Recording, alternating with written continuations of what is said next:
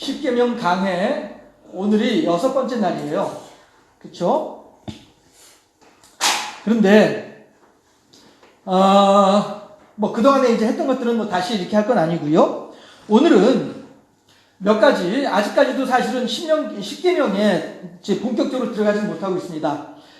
다만 그동안에는 지난주까지는 그러니까 지지난주까지는 십계명을 위한 여러 가지 이제 그 사전 정지 작업을 했다고 한다면 지난주하고 이번 주에는 이제 비로소 본문에 들어와서 본문을 따라서 지금 하고 있는 중인데요.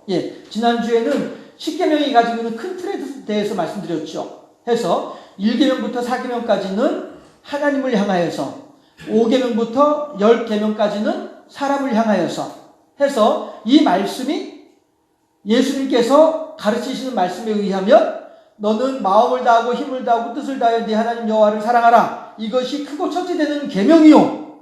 둘째는 이와 같으니 네 이웃을 네 몸과 같이 사랑하라. 이것이 온 율법과 선지자의 강령이니라. 이렇게 예수님께서 가르치셨단 말씀이에요. 그래서 이거를 1부터 4, 그 다음에 5부터 10까지 이거를 경천, 그 다음에 5부터 10까지를 애인이라고 하는 우리나라 옛날 조상들의 철학 사상과 딱 맞아떨어진다라고 하면서 여러분들한테 설명을 해드린 적이 있었어요.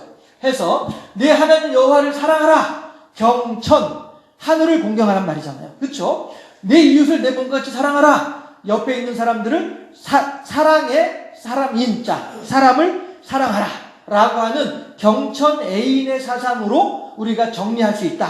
그런데 예수님께서는 마지막 최후의 만찬을 하시는 마가다락방에서, 그러니까 목요일 날 저녁 식사를 하시고 난 뒤에 예수님께서는 제자들한테 뭐라고 말씀을 하시냐면은 내가 너희들에게 새로운 계명을 주노니, 새로운 계명을 주노니 어떻게 하라고요? 서로 사랑하라. 서로 사랑하라. 어떻게요? 내가 너희를 사랑한 것 같이, 내가 너희를 사랑한 것 같이 너희도 서로 사랑하라. 이것이 내가 너희들에게 주는 새로운 계명이다 라고 하신단 말씀이에요. 자, 보세요. 율법 조항이 613가지의 율법 조항이 있습니다. 그런데 613가지의 율법 조항 가운데에서 십계명이 따로 추려진 셈이에요. 그렇죠? 하나님께서 십계명을 주셨을 때 이렇게 그냥 이렇게 숫자상으로 볼 수 있는 것이고요. 시간상으로는 그렇지 않으나 숫자상으로 보면 그렇단 말씀이에요. 해서 하나님께서 10가지의 계명을 주셨을 때에 사람들은 613가지의 율법을 만들었어요. 생각해냈어요. 613가지의 율법을 생각해냈어요. 그런데 예수님께서는 이것들을 다 막살하고 두 개만 하나님을 사랑하고 이웃을 사랑하라라고 하는 2가지의 계명만이 중요하다라고 가르쳐 주셨어요. 그렇게 하시고 난 뒤에 예수님께서는 마지막 돌아가시기 직전에, 체포되시기 직전에 하나의 계명만 우리들에게 주신 거예요. 그러니까 보세요. 613가지의 율법 조항이 다 막살되고 가지고 결국엔 하나만 남아있다는, 하나가 남아있는 게 뭐라고요? 서로 사랑이, 서로 사랑하라. 예수님께서 내가 너희를 사랑한 것 같이 너희도 서로 사랑하라. 그러면은 예수님께서는 우리들을 어떻게 사랑해 주셨어요? 내가 너희를 사랑한 것 같이 라고 하는데 어떻게 사랑해 주셨습니까? 예수님께서 우리들을 사랑해 주신 방법이 뭡니까? 십자가죠. 십자가 죽음이란 말씀이에요. 예수님께서는 우리들을 사랑하시되 당신의 죽음으로써 우리들을 사랑하셨어요. 그러니까 우리들도 예수님께서 말씀하시기를 내가 너희를 사랑한 것 같이 라고 하셨으니까 우리도 서로 사랑을 하되 어떻게 사랑해야 되는 거예요? 내 간슬게 다 빼줘야 되는 거예요. 그렇게 사랑하라라고 우리들에게 새로운 계명을 주셨어요. 예수님께서 주신 계명이. 해서 우리들은 이제 우리가 하나님의 계명을 지킨다 한다면은 하나님을 사랑한다 하는 사람들은 하나님의 말씀을 들을 것이고 세상 사람들은 너희들이 하나님의 말씀을 따라하는 것을 보면서 너희들이 하나님의 사람인 줄로 알 것이다 라고 말씀을 하신단 말이에요. 그러니 우리가 하나님을 사랑하지 아니하면 우리들은 아무리 교회를 다닌다 할지라도 울리는 꽹과리와 같은 존재들이 되는 것이죠. 그러면 하나님을 사랑하노라 라고 함으로써 사람들이 그래 네가 하나님을 사랑하는구나. 어떻게 알아? 그럼 어떻게 믿어? 세상 사람들은 그런단 말씀이에요. 안 믿는 사람들은 그렇게 얘기를 한단 말이죠. 야, 너는 지금 네가 하나님을 사랑한다라고 얘기를 하는데 너가 하나님을 사랑하는 줄을 어떻게 하면 믿을 수 있냐 말이야. 그 증거를 보여줘봐 라고 한단 말씀이에요. 그럴 때에 우리들이 보일 수 있는 증거가 뭐냐면은 이거예요. 서로 사랑이에요. 어떻게 해요? 십자가에서 죽으신 것처럼 우리들도 그렇게 서로를 사랑할 수 있을 때에 이것이 하나님을 사랑하는 증거가 된다는 거예요. 어떤 사람들은 하나님을 사랑하는 증거로 100일 기도를 그 40일 금식 기도를 몇 번을 하고 헌금을 얼마만큼을 하고 이런 걸 통해서 하나님을 사랑하는 증거라고 내세우는 사람들도 있으나 물론 그런 것들도 하나님을 사랑하는 증거가 될 수 있겠죠. 그러나 더 본질적인 증거라고 한다면은 이거예요. 사랑이에요. 40일 금식 기도를 하는데 왜 40일 금식 기도를 합니까? 그 40일 금식 기도한 이유가 뭡니까? 나는 하나님을 위해서라면은 내 목숨을 내어놓고서라도 난 하나님께 내 목숨을 드려서라도 나는 하나님을 사랑하고 있어. 이걸 보여주기 위한 증거로 40일 금식 기도를 한다면은 그거는 증거가 될 수 있겠죠. 그러나 어떤 분들은 이 40일 금식 기도 몇 번 한 것이 훈장이 되어져 가지고 이 부흥 강사로 다니시는 분들은 여러분 내가 말이야 40일 금식을 몇 번 한 줄 알아? 금식을 해봐야 뭐가 보이는 거야. 이러신 양반들이 있거든요. 이 양반들은 40일 금식한 것이 훈장이 돼가지고 사람들을 그냥 깔아뭉개려고 하는 이런 도구로 사용하시는 분들이 계세요.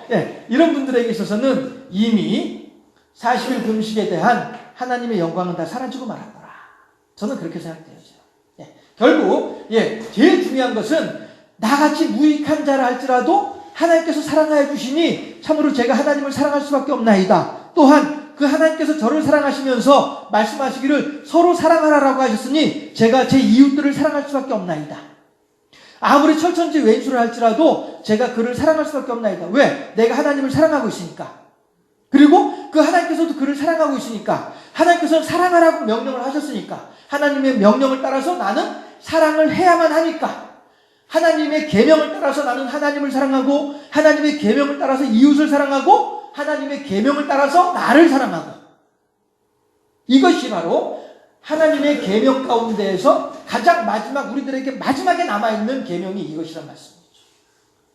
그러니 믿음과 소망과 사랑 중에 제일이 뭐라고요? 사랑이라. 이렇게 얘기합니다. 어떤 사람은 그 하나님의 심판의 보좌 앞에 갔을 때에 다른 얘기할 게 아니라 마지막까지 남아있는 것은 아무튼 사랑이란 말씀이죠. 우리들이 하나님을 향한 사랑, 이웃을 향한 사랑, 나를 향한 사랑. 가장 마지막까지 남아있는 것은 사랑이다라고 하는 것입니다. 이것이 이제 지난주까지 했던 이야기였었고요. 오늘 본문에서 5장 6절에서 중요한 개념이 있어가지고요. 여러분들하고 함께 10계명 1계명을 들어가기 전에 이거 먼저 하고 그 다음에 시간이 되면 1계명도 같이 들어가도록 하겠습니다. 뭐냐 하면은요. 오늘 본문 5장 6절을 다시 한번 더 읽어보도록 하실까요? 6절 말씀 시작. 나는 너를 애굽 땅 종 되었던 집에서 인도하여 낸 네 하나님 여호와라. 아멘. 나는 너를 애굽 땅 종 되었던 집에서 건져낸 여호와라. 건져낸 이렇게 기억하는 거 씁시다. 이거예요. 지금 맞죠? 나는 너를 애굽 땅 종 되었던 집에서 건져낸이 아니라 인도하여 낸 내 여호와라. 그런데 지금 이 말씀은 어디에서 선포되고 있는 말씀이에요? 신명기 10계명은 느보산 10계명이라고 말씀드렸었죠. 느보산에서 받은 계명은 아니지만 주변에 느보산이 있었기 때문에 그냥 제가 편의상 부르는 이름으로 느보산 십계명이라고 이제 부르는데 편의상 부르는 거예요. 성경에는 느보산 십계명이라고는 없어요. 오해하지 마세요. 예. 느보산이라고 하는 동네 산 자체가 어디에 있는 산이에요? 여기가 애굽이고요. 제가 이제 늘 이제 여기다 지도를 그릴 때 여기가 애굽이고요. 예. 이게 지금 지중해고요. 예. 여기가 바로 여기가 이제 요단강이고요. 여기가 사해고 예루살렘이고. 그러면 이 요단 동편 여리고 있는 땅 이쪽 지역이 느보산이 있는 동네란 말이에요. 그러니까 지금 이 말씀은 나는 너를 애굽 땅 종되었던 집에서 건져낸 인도하여낸 내 하나님 여호와라 라고 한 이 말씀은 어디서 하는 말씀이냐면은 이 요단 동편 들에서 가나안 들어가기 직전에 이때 하셨던 말씀이란 말이에요. 그러니까 이때의 하나님께서 이때를 회상하면서 지금 말씀하시는 거예요. 여기가 어디요? 애굽이었죠. 애굽이었고요. 여기가 뭐냐면은 종으로 살던 동네예요. 그렇죠? 그리고 중요한 게 있어요. 여기서는 집에서 살았어요. 애굽에서 종으로 살았지만 집에서 살았어요. 집이라고 하는 게 뭡니까? 제가 참 수없이 많은 이사를 다니면서 결혼하기 전에도 그만큼 이사를 다녔는데 결혼하고 난 뒤에도 그만큼 이사를 다녔어요. 그러니 얼마나 많은 이사를 다녔겠습니까? 예. 그래서 결혼하기 전에도 이제 지금 우리 부모님들 살고 있는 집 그거 하나 이렇게 마련을 해놓고서 얼마나 뿌듯한지. 물론 제가 말하는 건 아니었지만은 아무튼 전에 그 집에 이렇게 들어가고 나가고 할 때마다 참 엘리베이터 타고서 버튼 딱 누르고 있을 때마다 얼마나 뿌듯한지 말이에요. 예. 이제 이사 갈 일 없다 이거지. 제 생각에. 예. 이제 이사 갈 일 없다. 이러고서 살았었거든요. 근데 웬걸 결혼하고 나니까 또 이사 다녀야 되는 거야. 그래서 참 저는 진짜 이사 다니는 게 은기난다고 하는 말 하잖아요. 참 그렇게 제가 이사를 다녔었는데 그래서 예전에는 주민으로 등본 떼면은 이전 주민등록 했던 지가 다 나오잖아요. 그랬는데 어느 날인가 보니까 등본을 떼려고 하는데 이전 주소를 없애도 되는 거야. 얼마나 좋아하는지 몰라. 그대로 있었으면 아마 2페이지, 3페이지 나갔을 것 같아. 예. 아무튼 시간에 집이에요, 집. 중요한 것은 뭐냐면은 내가 해가 저물면 돌아갈 곳이 있다는 거. 이게 집이에요. 그렇죠? 아침이 되면은 툭툭 털고 나올 수 있는 곳이 있다는 거. 이게 집이에요. 그런데 이 집이라고 하는 것이 좋긴 좋은데 어떤 집이냐면은 종살이하는 집이에요. 종살이하는 집. 이 세상은 나그네길 나는 다만 나그네. 이거는 종살이하는 집이에요. 종살이하는 집. 해서 이 집은 집이 돼 주인이 언제든지 나가라 하면은 쫓겨날 수밖에 없는 그런 집이란 말이에요. 그런데 여기가 어디예요? 애굽이에요. 그런데 지금 이 말씀을 하시는 나는 너를 애굽 땅 종되었던 집에서 인도하여 낸 네 하나님 여호와라 라고 말씀을 하시는 이때에는 어느 곳이에요? 여기에요. 여기에서는요. 여기는 이 구도대로 얘기를 하면은 애굽이 아니라 요단 동편이죠. 요단 동편이고요. 대신에 종은 아니에요. 종은 아니고 하나님의 백성이에요. 종과 백성은 엄청난 차이가 나죠. 그렇죠? 종은 아니고 하나님의 백성이에요. 또한 집은 아니고 텐트예요. 텐트. 성경에는 장막이라고 나오죠. 예. 요 두 개를 구분해 보자는 것이죠.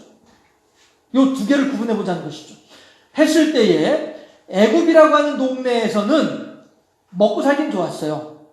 거기는 해마다 홍수가 나요. 홍수가 나는데 우리나라에선 홍수가 나면은 뭐 집이고 뭐고 다 떠내려간 게 홍수잖아요. 그런데 이 동네에서 홍수는요. 저 상류 지방에 있는 비옥한 흙덩어리들이 상류 지방에 있는 그 농사 잘 되는 흙덩어리들이 홍수가 나면은 싹 밀려 내려와 가지고 우리 집 앞바닥에 소고기 쌓이네. 그런 홍수예요. 그러니까 우리나라에서 생각하는 그런 계곡물 따라 흘러내려오는 그런 막 사람 이고 뭐고 싹 다 쓸어가 버리는 그런 홍수가 아니고요. 저 위에 있는 질 좋은 흙덩어리들을 그대로 물에다 실어가지고 가지고 와서 우리나라에다 쫙 깔아버리는 그런 홍수예요. 그러니 우리나라의 홍수는 아이고 큰일 난다는 염려스러운 홍수지만은 애굽에서의 홍수는 우리들의 농사를 잘 지을 수 있도록 도와주는 복된 홍수예요. 예, 우리 왜 가뭄에 단비 내리는 것처럼, 예, 이 애굽에서는 이놈의 이 홍수라고 하는 것이 마치 우리나라에서 가뭄에 단비 내린 것 같은 그런 개념으로 참 반가운 홍수예요. 애굽에서는. 예, 해서 애굽에서는 그러다 보니까 농사가 그냥 힘만 뿌렸다면 다 잘 돼. 다 잘 돼. 뭐든지 뿌렸다면 다 잘 되는 거예요. 예, 이런 땅이에요. 애굽 땅이. 그러다 보니 뭐예요? 먹을 게 많아. 먹을 게 많아. 네. 해서 언제든지 풍족해요. 애굽 땅은. 언제든지 풍족한데 요단 동편에서는 먹을 게 있어요, 없어요? 이때 뭐 먹고 있어요, 이 사람들? 만나 먹고 있잖아요. 만나. 그쵸? 예. 이 차이예요. 애굽 땅에서는 먹을 게 많아서 등 따신지는 모르겠다. 아무튼 자네 배는 불러요. 어쨌든 굶진 않아. 하루에 한 끼든 두 끼든 세 끼든 아무튼 자네 굶지는 않아요. 그런데 요단 동편에서는 먹을 거라고는 만나밖에 없어요. 예. 그런데 이때에는 비록 먹긴 먹지만 뭐 하면서 먹어요? 종살이 하면서 먹는 거예요. 종살이 하면서 먹는 거예요. 그러면 여러분들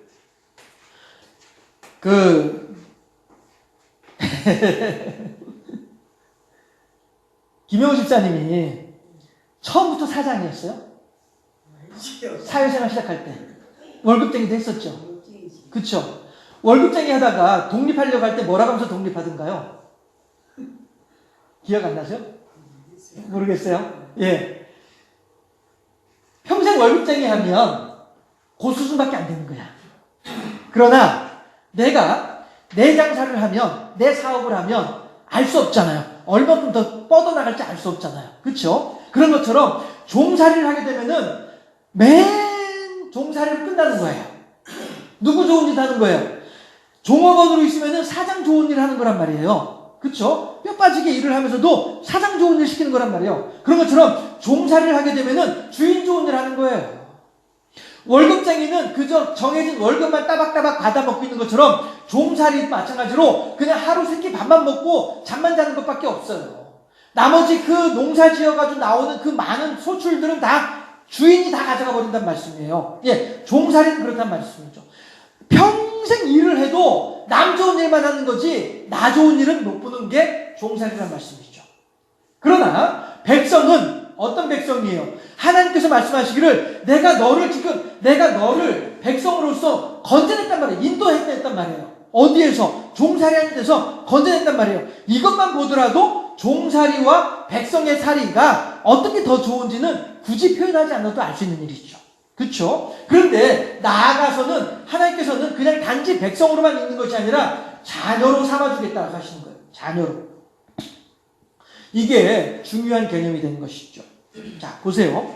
아브라함이 아들을 낳지 못하고 있을 때였어요. 아브라함이 아들을 낳지 못하고 있을 때 하나님께서 뭐라고 하시냐면은 아브라함아 걱정하지 말아라. 내가 너로 하여금 아들을 낳을 수 있도록 내가 해줄게. 걱정하지 마. 라고 했단 말이에요. 그랬을 때 아브라함이 뭐라고 합니까? 아이고 하나님 됐어요. 그냥 뭐 저도 나이마다 늙었고요.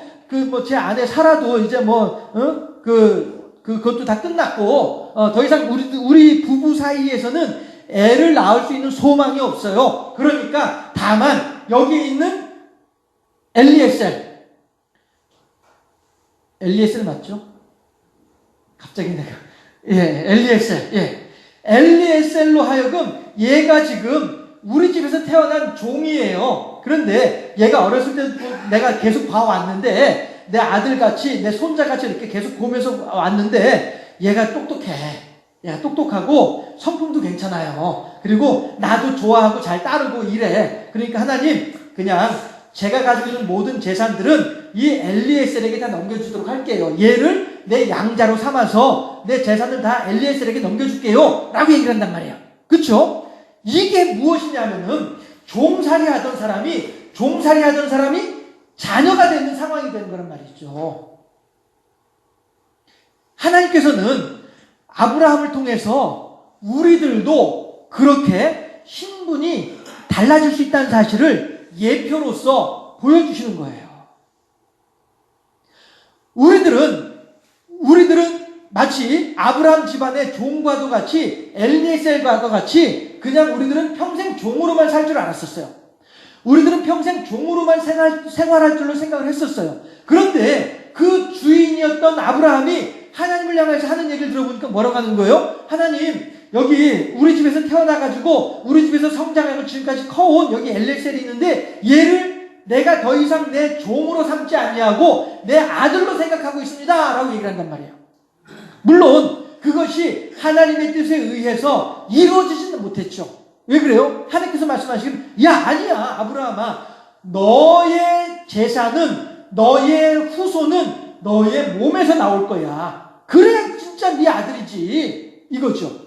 지금 여기 엘리에셀을 네 아들로 삼는다는 것은 너의 인간적인 수단과 방법일 뿐이야. 나는 너의 후손을 나의 수단과 방법으로 너의 후손을 너에게 줄 것이야. 그러니까 너는 나만 믿어. 이것이라서 엘리에셀이 아브라함의 아들이 양자로 들어가는 것은 실패했으나 하나님께서는 아브라함의 그 말을 통해서 얼마든지 내가 원하는 사람은 나의 아들이 될 수 있는, 따님들은 죄송해요. 그냥 표현이 그런 거니까.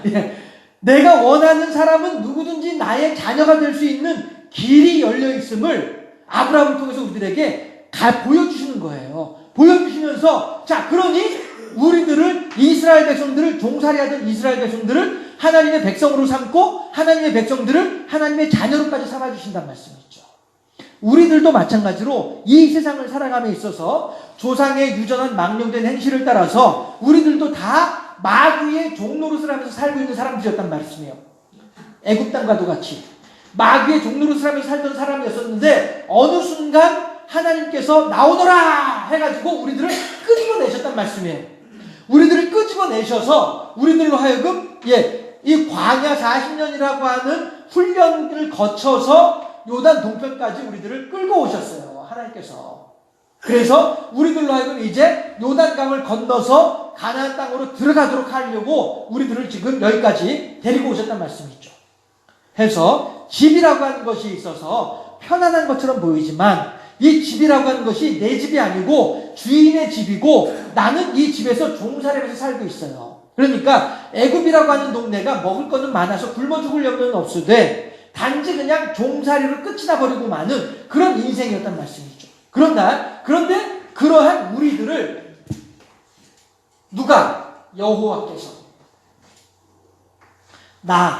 그쵸? 나는 여호와잖아요. 그쵸? 여호와께서 이렇게 그냥 단지 자고 일어나서 먹고 일하고 자고 일어나서 먹고 일하고 자고 일어나서 먹고 일하고 이러한 허무한 인생을 살아가던 사람들로 하여금 더 이상 그러한 허무한 다람쥐 쳇바퀴 돌듯 하는 인생에서 벗어나서 전혀 다른 인생을 살 수 있도록 하시는 분이 하나님이시더라 하는 거예요.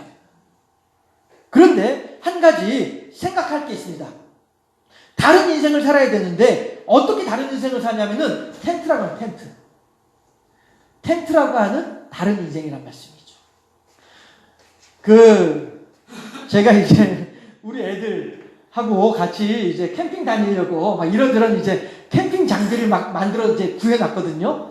막 저 양반한테 막 눈총 받아가면서까지 막 이렇게 혼나가면서까지 막 준비를 해놨는데 정작 같이 다닐 애들이 없네. 정작 같이 다닐 애들이 없네.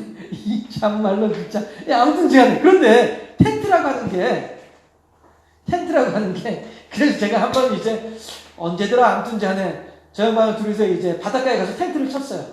텐트를 쳤는데 저 사람은 의자에 앉아서 뚱해 쳐다보고 있고 저 혼자 막 땀을 뻘뻘 흘려서 딱 텐트를 치는 거예요. 텐트 치는 게 보통 쉬운 일이 보통 어려운 일이 아니더라고요. 예. 요즘에 이제 워낙에 이제 쉽게 나오긴 했는데, 그럼에도 불구하고 평상시에 안 해보던 걸 하려고 하니까 텐트 치는 게 쉬운 일이 아니더란 말씀이에요. 그런데 기껏 쳐놓고서는 이따가 2시간 동안 다시 또 걷어야 돼. 그러니까 텐트 치느라고 땀 흘리고 텐트 걷느라고 땀 흘리고 아무튼 고생을 한 적이 있었어요. 그런데 텐트라고 하는 게 그렇단 말씀이죠. 임시 기껏 열심히 세워놨다가도 2시간도 안 되면 또 허물어야 되는 게 텐트예요. 이스라엘 백성들이 40년 동안 했던 일이 뭐예요? 텐트 치고 텐트 걷는 일을 했단 말씀이에요. 그렇죠? 앞서가던 구름 기둥이 가라앉으면 여긴가 보다 하고서 거기다가 텐트를 쳐요. 그랬다가 어떤 때는 그러니까 성경에 정확하게 나와 있지는 않지만은요, 열흘 있다가도 구름 기둥이 둥실 떠오르기도 하고, 1년 있다가도 둥실 떠오르기도 하고, 아니면 1시간 있다가도 구름 기둥이 둥실 떠오르기도 하고, 아무튼 전에 구름 기둥이 둥실 떠오르면 그때는 얼른 텐트를 다 접어야 돼요. 왜? 구름 기둥 따라가야 되니까. 그러다가 또 몇 날 며칠이고 이렇게 걸어 다니다가 또 구름 기둥이 적당한 곳이 있어서 딱 내려앉으면은 또 그 자리에 또 텐트를 쳐야 되는 거란 말씀이에요. 이스라엘 백성들이 40년 동안 했던 일이 이 텐트 치는 일이었었어요. 텐트 치고 텐트 걷고 텐트 치고 텐트 걷고 이 일만 하면서 40년을 살았단 말씀이에요. 그러다 보니 집에서 살 때하고 텐트 치면서 살 때하고 다르죠. 집에서 살 때에는 편안하게 이부자리 깔아놓고서 잘 수 있지만은 텐트 쳤을 때에는 밑에 만약 이제 돌덩이라도 하나 있으면은 잠도 제대로 못 자고 이렇게 하면서 고생스럽죠. 집에 있으면은 비가 오더라도 지붕에서 다 막아주니까 별 문제 없는데 텐트를 치게 되면은 어디서 새 가지면 물이 뚝뚝 떨어지기라도 하고 말이죠. 비 떨어진 소리 하긴 참 사막에서 비 올 일은 없겠다. 사막에서 비 올 일은 없겠네요. 아무튼 지간에 이 텐트라고 하는 게 이게 고정적이지 않다는 것이죠. 집은 고정적이지만 텐트는 고정적이지 못하다는 것이죠. 그래서 제가 어느 성경인지 얼른 기억은 안 나는데 그 성경에서 그런 말씀이 나오죠. 너희들은 판벽한 집에서 살고 있으나 이렇게 얘기를 해요. 판벽한 집이 뭡니까? 벽돌로 벽을 쫙 쌓아 올리고 벽돌로 방마다 다 이렇게 벽을 쌓아 올려서 편안한 집, 견고한 집, 안전한 집, 이 집이 판벽한 집이란 말씀이에요. 그런데 애국에서는 그렇게 판벽한 집에서 편안하게 살았으나 광야에서는 텐트에서 살면서 판벽한 집의 편안함을 누리지 못하는 그러한 불편함은 감안해야만 한다는 것이죠. 그런 불편함은 감안해야만 한다는 것이에요. 왜? 집에 아닌 텐트에서 살다 보니 불편하긴 해. 그러나 집에서 살 때는 어떤 사람이었었어요? 종살이 하던 사람이었단 말이죠. 그리고 여기서는 비록 먹을 거는 많았으나 종살이 하는 그런 삶이었단 말씀이에요. 그래서 이 허무한 인생을 끝내기 위해서 하나님의 백성으로 살기 위해서는 비록 요단 동편에서 먹을 거라고는 만나밖에 없는 불편한 삶이지만은 그럼에도 불구하고 텐트에서 사는 인생이지만은 이걸 소망 삼고서 이스라엘 백성들은 이 광야 40년을 살아왔단 말씀이죠.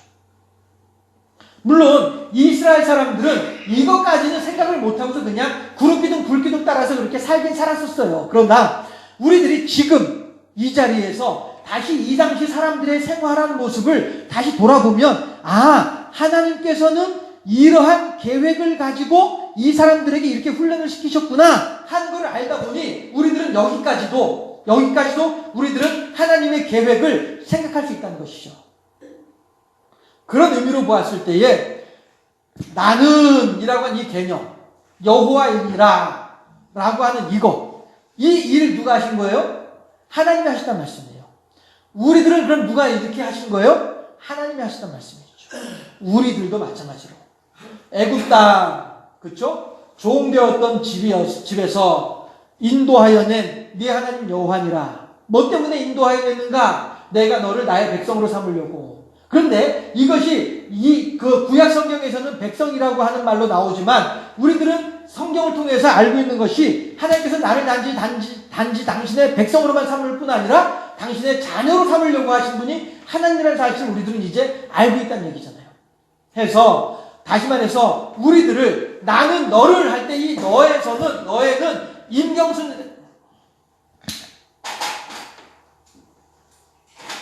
너에는 임경순이라는 이름도 들어갈 수가 있고, 송문근이라는 이름도 들어갈 수가 있고, 권영술이라는 이름도 들어갈 수 있고, 유정욱이라는 이름도 들어갈 수가 있고, 아무튼 간에 이 너에는 누구의 이름이든지 다 들어간단 말씀이에요. 해서 이 모든 사람들을 다 어떻게 하려고요? 애굽 땅 종되었던 집에서 인도하여 낸 내 여호와라고 하는, 우리들을 애국과도 같은 종살이하고 있던 허탄한 집에서 건져내서 비록 텐트살이하는 불편한 삶이지만 그럼에도 불구하고 하나님의 백성, 하나님의 자녀로 삼아주기 위해서 우리들을 요단 동편까지 인도하여 낸 하나님이란 말씀이에요. 내가 지금 살아가는 것이, 하루하루 생활하는 것이 힘들고 어렵다 할지라도 내가 아이고 어쩌다 내가 요 모양 요 꼴이 됐을까라고 하는 그런 생각이 들는지 몰라도 이것은 요 모양 요 꼴이 아니라 훈련 과정이란 말이에요.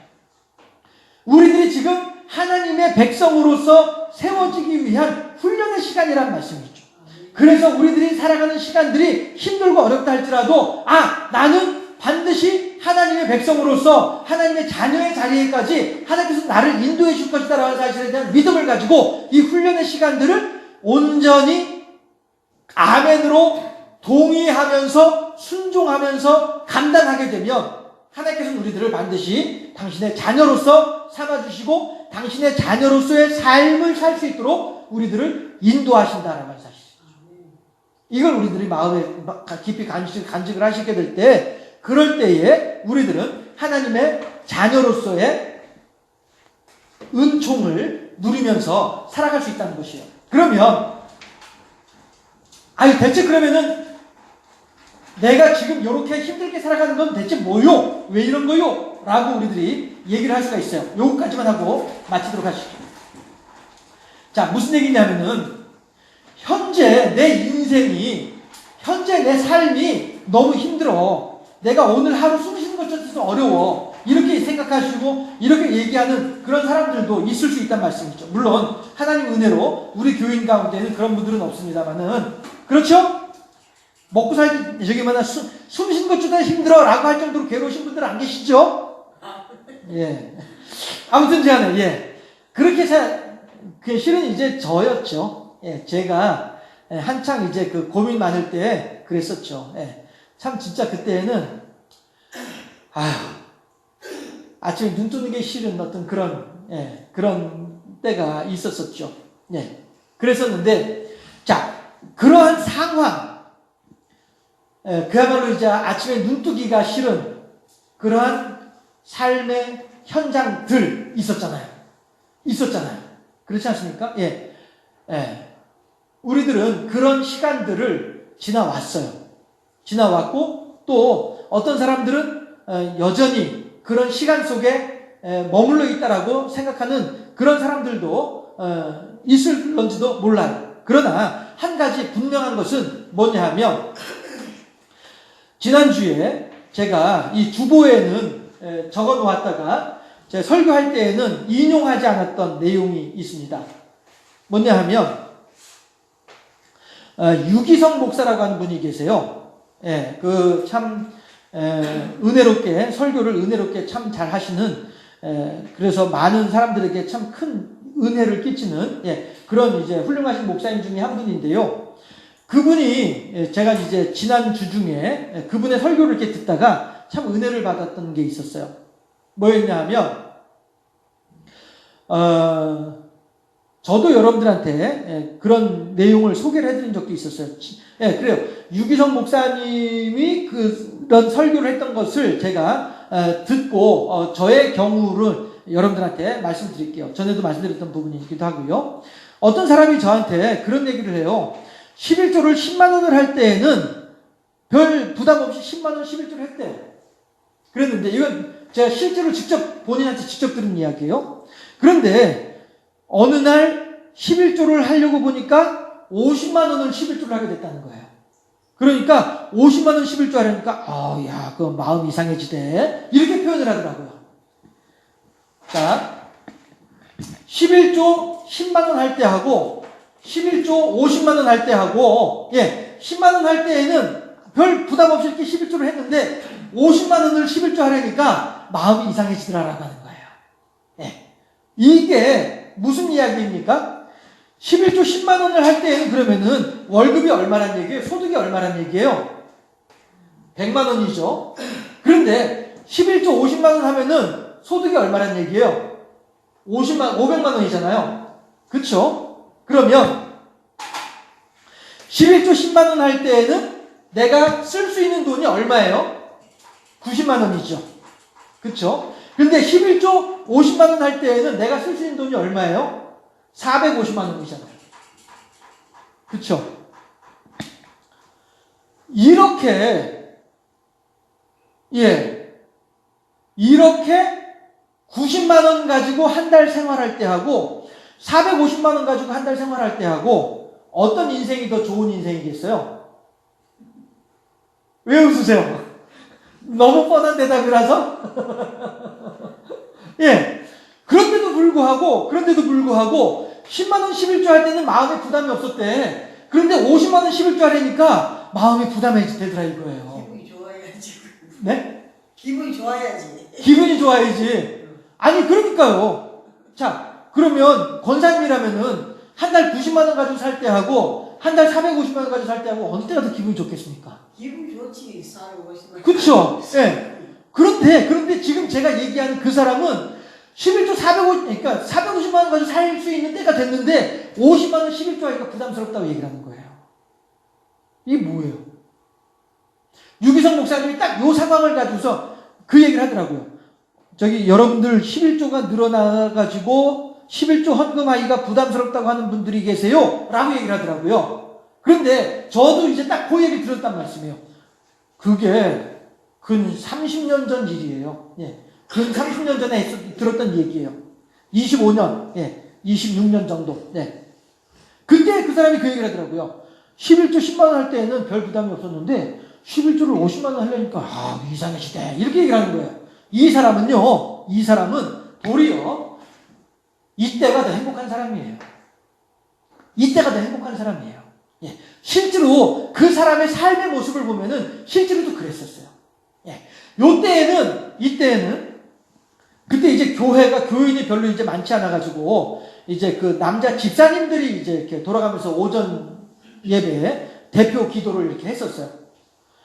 11조 10만 원 할 때에는 이 사람은 내가 언제 대표 기도다라고 하는 그 이제 스케줄이 다 있잖아요. 그러면은 한 달 전부터 새벽 예배 한 사람이었었어요. 그 주일 오전 예배 대표 기도를 위해서 한 달 전부터 새벽 예배 했던 사람이었었어요. 이때에는. 그랬는데 이렇게 됐을 때는 교회를 안 다녔어요. 제가 알고 있는 사람의 이야기예요. 그러면 제가 지금 하고 싶은 얘기는 이겁니다. 이때가 행복했습니까? 이때가 행복했습니까? 실제로 이 사람의 가정생활을 보더라도 이때가 더 단란했었어요. 이때가. 적어도 이때에 비하면은. 물론 이 사람은 그 뒤에도 이것보다 훨씬 더 많은 소득을 가지고서 이렇게 살아가는 그런 인생이 되긴 했었어요. 그럼에도 불구하고, 이때가 정말로 행복한 그런 때였었어요. 이 사람은. 이런 걸 보면, 많은 소득이 있다 할지라도, 그것에 대해서 하나님께 감사할 줄 모르면, 이게 결국 내 것이 아니란 얘기죠. 내 기쁨이 되지 못하더라 하는 것이요. 내 행복이 되지 못하더라라고 하는 것입니다. 도리어 적은 때가 더 행복하더라라고 하는 것이죠. 이때가 더 가정은 화목했고, 이때가 더 하나님과의 관계는 더 가까웠고, 이때가 더 순수했고, 이때가 더 열정적이었고, 더 하나님께 헌신했고, 교회에 더 열심히 있었고, 이런 사람이에요. 우리 형. 네? 우리 형 말했대.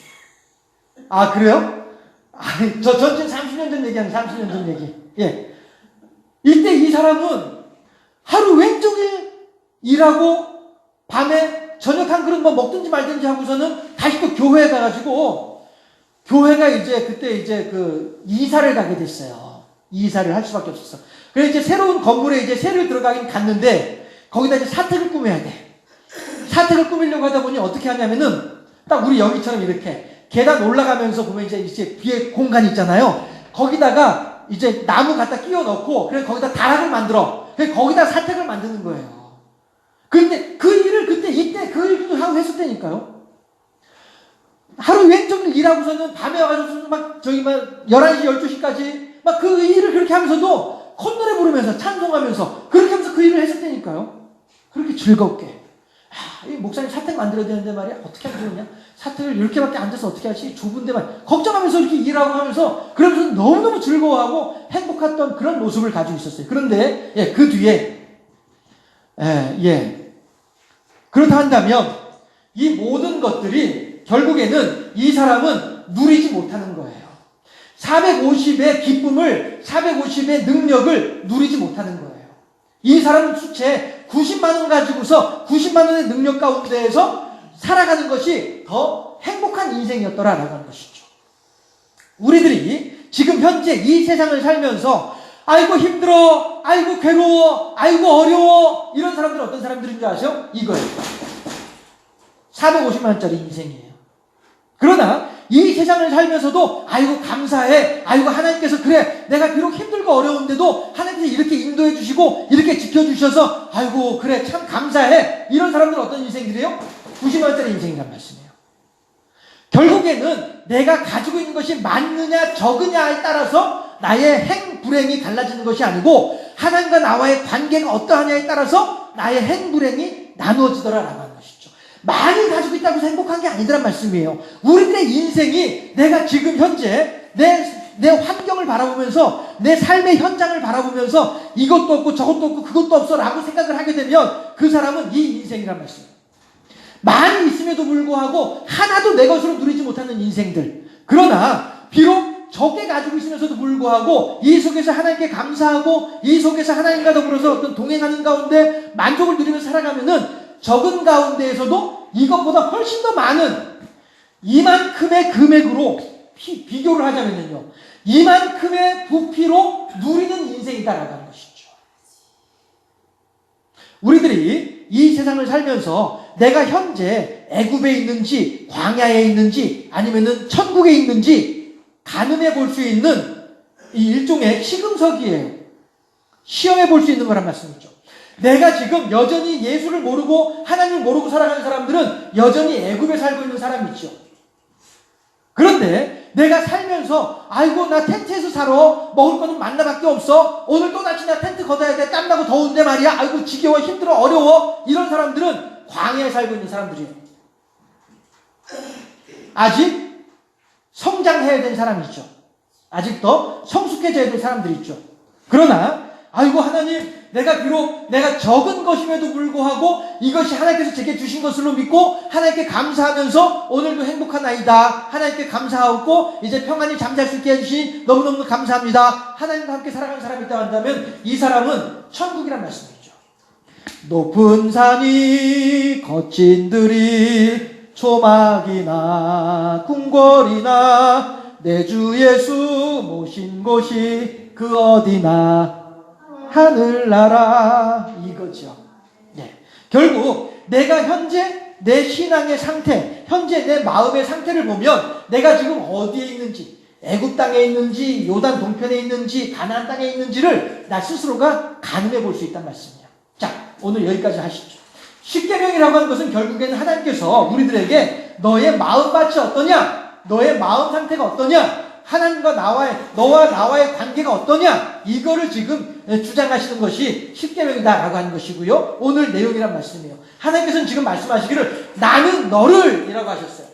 우리들에게도 말씀하시기를 나는 너를 여기에는 임경순 권사님, 권현술 집사님, 송문근 성도님, 유정욱 집사님, 이한 목사 뭐 다 들어있어요. 나는 너를 그 다음에는 누가 해야 돼요? 내가 지금 해야 될 말들이 되는 거예요. 그래요. 하나님께서는 지금 나를 천국으로 인도하신 하나님이십니다. 라고 하는 고백. 이것이 우리 모두에게 필요하다. 하나님께서는 이걸 우리들에게 원하고 계시더라. 따라서 우리들이 지금 살아가는 삶의 환경이, 삶의 현장이 어떠하다 할지라도 그곳에서 하나님을 모신다면 내 주 예수 모신 곳이 그 어디나 하늘나라. 찬송가의 가사를 따라서 하나님과 더불어 동행하는 복된 인생들이 다 될 수 있기를 주님의 이름으로 축원합니다. 기도하겠습니다. 좋으신 아버지 하나님, 십계명을 배우는 과정 속에서 하나님과 나와의 관계가 어떠한지에 대하여 다시 한번 생각해 보게 하심을 감사합니다. 많은 것을 가졌음에도 불구하고 그것에 대하여 하나님께 감사할 줄 모르면 아무것도 갖지 못한 사람들보다 더 부족하게 살아가는 인생이라고 하는 사실을 우리들의 마음에 다시 한번 깊이 새길 수 있는 우리가 될 수 있도록 인도하옵시고, 과연 하나님께서는 애굽 땅 종 되었던 집에서 요단 동편 하나님의 백성으로 살아가는 텐트의 삶을 우리들에게 허락하셨는데, 과연 애굽 땅 종 되었던 집에 살아가던 때가 행복했는지, 아니면 요단 동편 텐트에서 살아가는 하나님의 백성으로 살아가는 것이 행복한 것인지, 그것에 대한 판단은 우리들이 해야 할 상황인데, 이제 하나님이시여 우리들에게 지혜를 더하시고 명철을 더하셔서 하나님과 함께 걸어가는 이 길이 훨씬 더 복된 길인 것을 마음에 깊이 간직하고 하나님께 영광 돌려드리는 아름다운 인생으로 우리 모두를 지켜주시고 붙잡아 주시옵소서. 감사합니다. 우리 구주 예수 그리스도 이름으로 기도하옵나이다. 아멘.